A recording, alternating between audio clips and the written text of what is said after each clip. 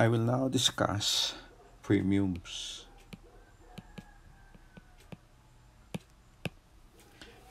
The premium is the agreed price for assuming and carrying the risk. And when is the insurer entitled to the payment of a premium? The insurer is entitled to the payment of a premium as soon as the thing insured is exposed to the peril insured against. The rule is the payment of the premium is essential to the validity of the contract. And this is known as the cash and carry rule in insurance. This was asked in the bar examinations a few years back. What is the meaning of the cash and carry rule? Or what is the cash and carry rule in insurance? Simply stated, it is the rule that requires the payment of a premium so that you can carry out your policy. So without payment of the premium, there is no valid and effective insurance contract. The qualifications to the rule is in life insurance. Because in life insurance, there are instances when, despite non-payment of the premium, there is still a valid and effective insurance contract.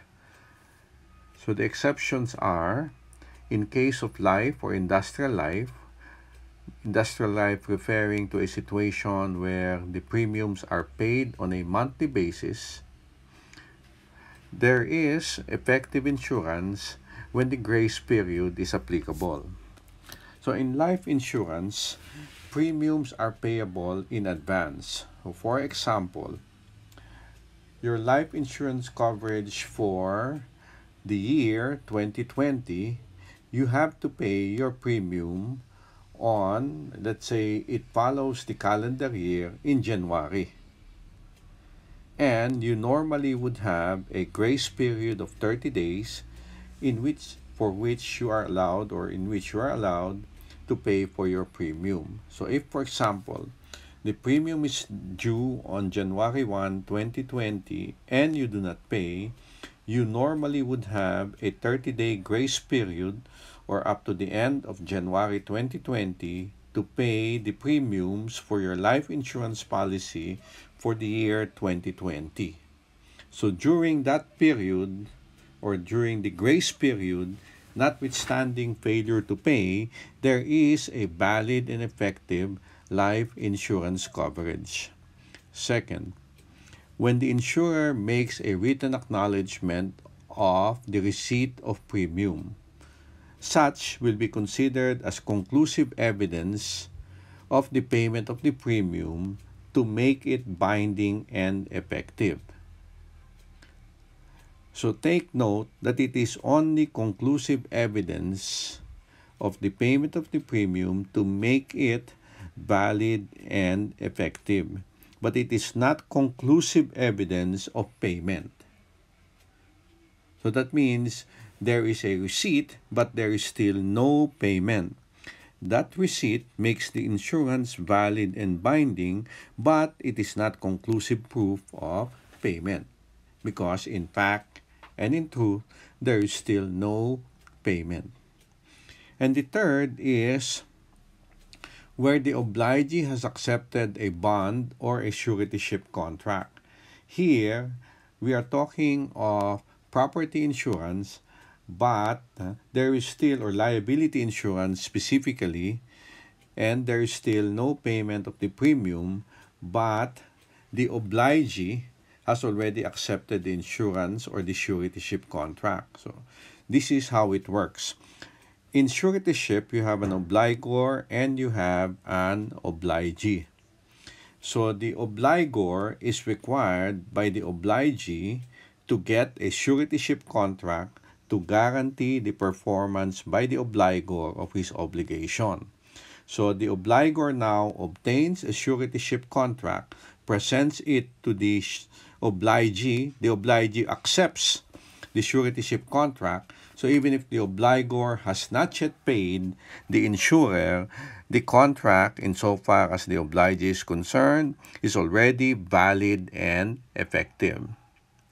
Then you also have the matter of estoppel. So there are 3 instances, and one of which, or to be specific, there are 2 instances in life.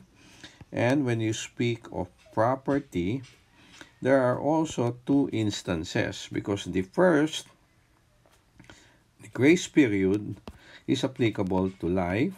The second exception, where there is a written acknowledgement, applies both to life and to property. And the third, when you speak of a surety, that applies only to property or specifically liability insurance. So these are your exceptions.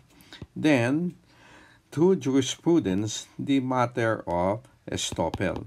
If the circumstances indicate that the insurer has consented, despite non-payment of the premium, to be bound, then estoppel will be applicable. The insurer now will be stopped from claiming otherwise. Some examples of this would be when there is a post-dated check, the insurer, by accepting, if by practice he has or he is willing to accept a post-dated check in payment, then there might be a valid and effective insurance policy. But you have to be careful, because we would have to content ourselves with the rule as to when a post-dated check is equivalent to payment. Because normally, when it is to be paid by check, it is only when the check is cleared that payment becomes effective. So there must be other attendant circumstances indicating an intent to be bound. We also have to discuss what is called, or what are called, non-default payments, or non-default options rather, in life insurance. So the non-default options are grace period, meaning even if you have not paid, as long as you are still within the grace period, there is valid and effective life insurance.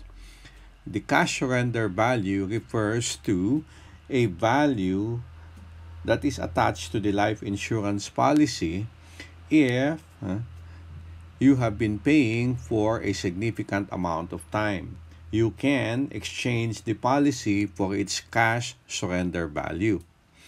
Paid-up insurance refers to a situation where you are no longer unable to pay the premiums. Instead of the policy being terminated, the premiums that you have paid will be computed, and the insurer will determine how much of your initial coverage you have already paid for.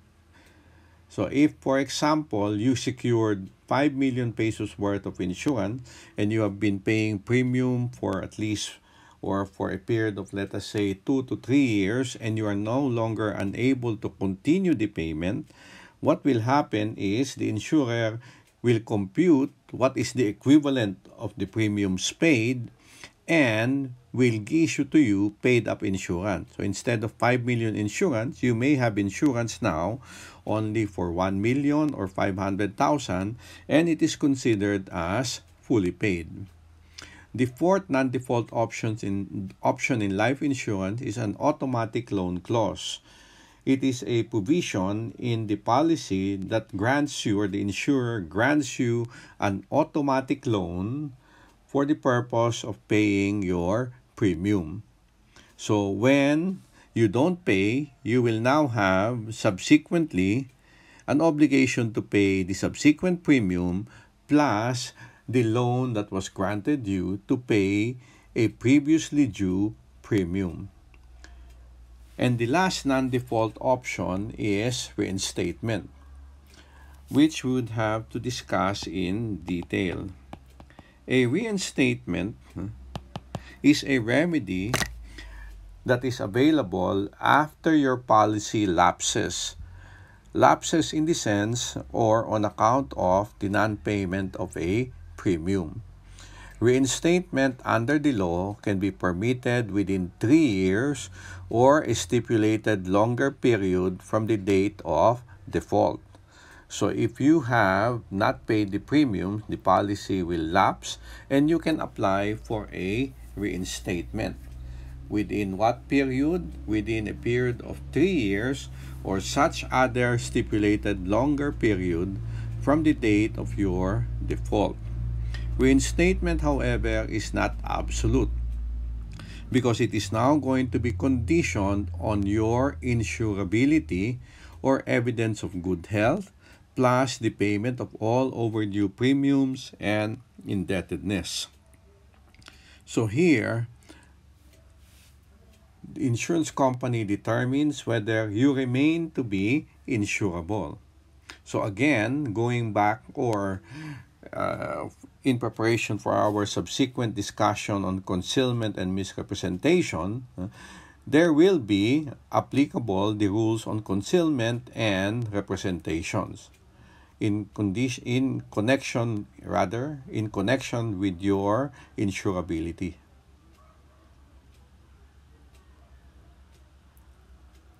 We now go to a refund. When can there be a refund of premiums? There can be a refund of premiums to the entire premium where no part of the interest in the thing insured is exposed to any of the perils insured against. This usually happens in property insurance. An example would be in marine insurance, where the insurance is for a voyage and the voyage is canceled. So in that particular situation, the insured vessel is not exposed to any of the perils insured against.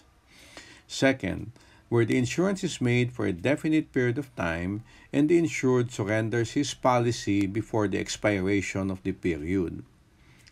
Here, there will be a refund of the policy, or rather of the premiums.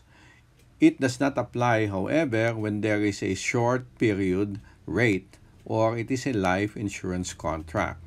So here, let us say you plan to engage in a particular kind of business activity for a period of 6 months. And if you are able to complete it in 4 months, you can return the policy before the 6-month period expires, and you may be entitled to a refund of a portion of the premium. This will not apply, however, when there is a short period rate.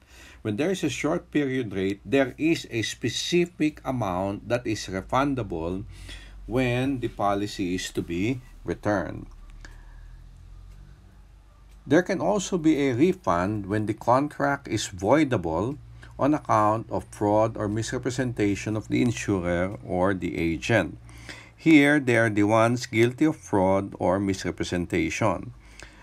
So they are supposed to, or they are not entitled to, keep any part of your premium. Fourth, where the contract is voidable on account of facts, the existence of which the insured was ignorant without his fault. An example would be you insure your property not knowing that you no longer have the property or you no longer own the property. So here, you do not have insurable interest. That is what makes the insurance voidable. Next, when by any default of the insured other than actual fraud, the insurer never incurred any liability under the policy. And finally, in case of overinsurance, so there can be a refund of the premiums. And when are premiums not recoverable? Premiums cannot be recovered if the peril insured against has existed already and the insurer has been liable for any period, the period being entire and indivisible. An example would be a voyage that is supposed to take 3 days, but if it is completed in 2 years, that is an indivisible period. So even if it was completed in 2 days, there can be no refund of the policy for the 1 day that was saved. because the insurance was for the entire voyage. In life insurance, there is also no recovery of premiums because a contract for life insurance is indivisible.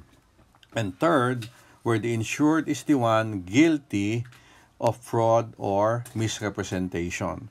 If he is the one guilty of fraud or misrepresentation, as a penalty for the fraud or misrepresentation, there is no right to get a refund of the premiums. So that is our discussion of the more important parts or portions or aspects of premiums.